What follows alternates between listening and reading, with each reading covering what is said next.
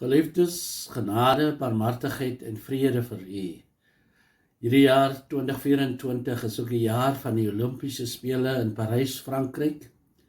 'n Baie besondere geleentheid waar die beste atlete teen mekaar sal kompeteer vir die beste plek. Die eerste goud, tweede silwer en derde brons erkenning. Nou as hulle so aan hierdie items deelneem en hulle wen daardie item, volg daar so 'n tydjie voordat hulle na 'n podium toe gaan en hierdie medaljes in hulle oorhandig word saam met 'n ryker.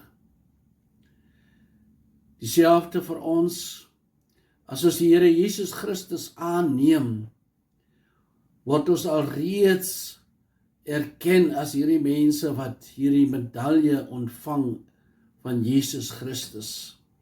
Maar eendag kry ons regtig daardie kroon. Jesus Christus sê in die Bybel, voorwaar ek sê vir julle, wie in my glo, het die ewige lewe.